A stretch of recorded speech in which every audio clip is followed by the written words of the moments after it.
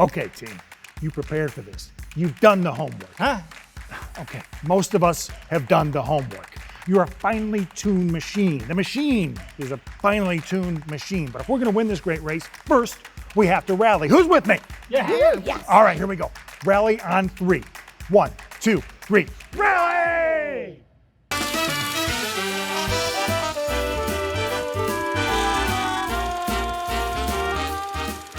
A world of wonder, where fantastical music machines provide the soundtrack for a tantalizing stroll through history. Vintage automobiles and memorabilia stimulate the senses around every chromed curve and corner. This is Inside Stahls.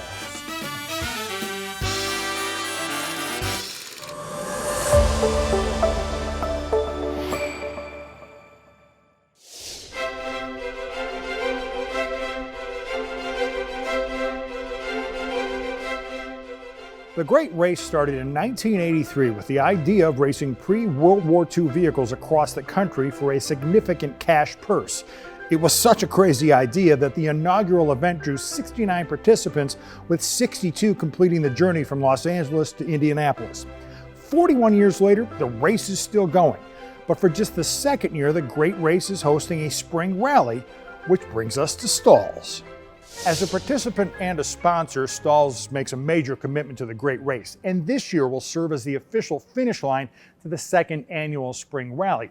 These regional rallies are competitions based on precision driving and navigation skills in a classic, antique, or vintage automobile, like this 1964.5 Ford Mustang, which is a veteran of 2 great races and last year's inaugural Spring Rally.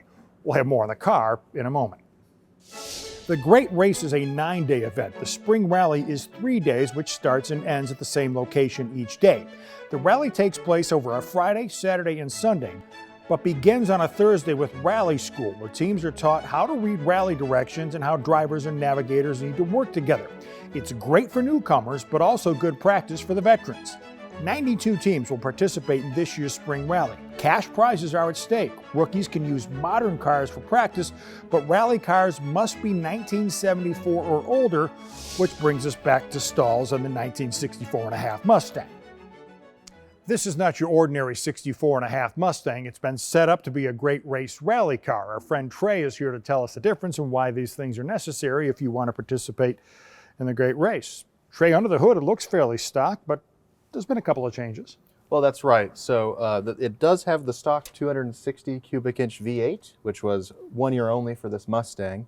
One of the few changes is this battery cutout switch right here. It disconnects the battery from the electrical system, which is a safety feature, but also can prevent parasitic drain from draining your battery overnight.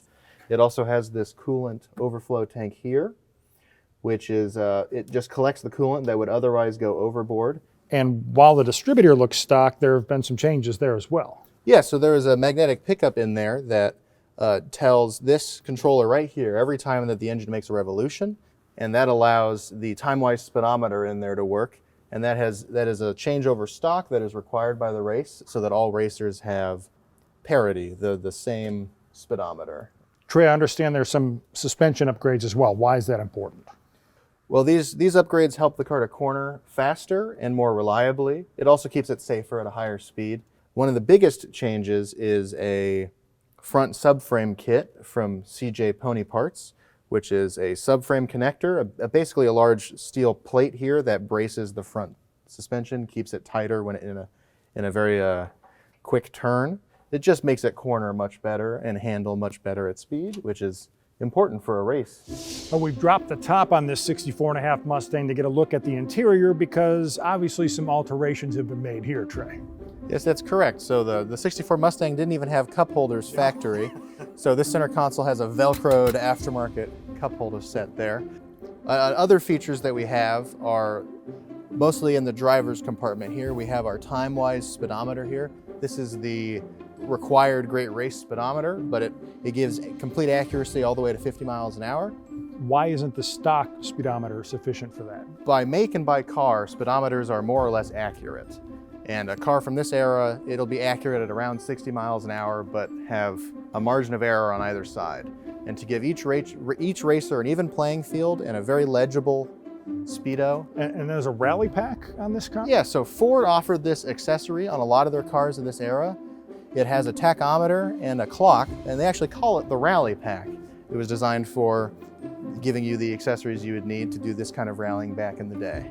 That is a rather sizable rear view mirror. What's the purpose for that? It's just a spring-loaded attachment here, but it allows you to see the widest field of view you can with your rear view, which is really helpful when rear visibility is limited, especially on a convertible like this.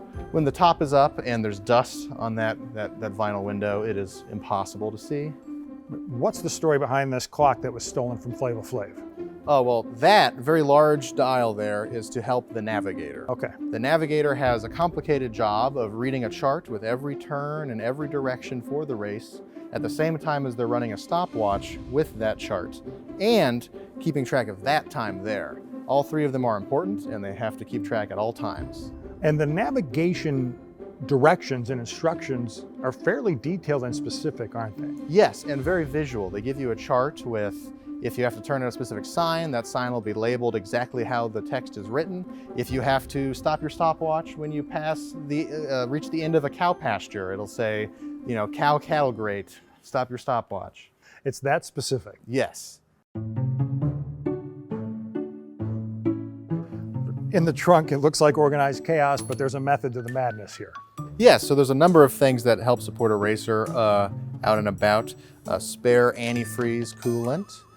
You have a flashlight, which is something you have to have. A number of other features like fix a flat. We have a bottle jack, even in case of emergency. But this whole trunk is outfit for safety. The race requires first aid kits, road flares, and jumper cables even. And all of these help to keep you safe, and if you end up on the side of the road, get you off the side of the road quickly so that you can get back to racing. Right, and that concludes this episode of Junk in the Trunk. Oh, there's another benefit to these spring rallies. The driver-navigator relationships are very important. If you're going to be spending 9 days driving across the country together in a classic car, you might want to make sure you're compatible. But really, what could go wrong?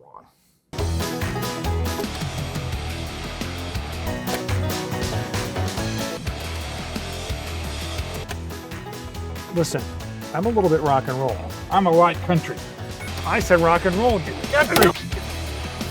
Oh! Okay, it looks like in 50 yards at that tree, we're going to go right. But that's I mean left. I mean No, that's right. What are you talking no, about? No, back.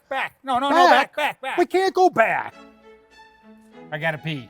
Again? You just went. What are you, my wife? What are you, did you have to have the big gulp? Was that necessary? Yes. You're literally pissing away our chances to win this thing. Like I said, nothing to worry about. The rally will arrive here at Stahls on Saturday, May 4th at 4:30 p.m. It's open to the public, and then on Sunday, someone will go home with a checkered flag. Drivers, start your engines.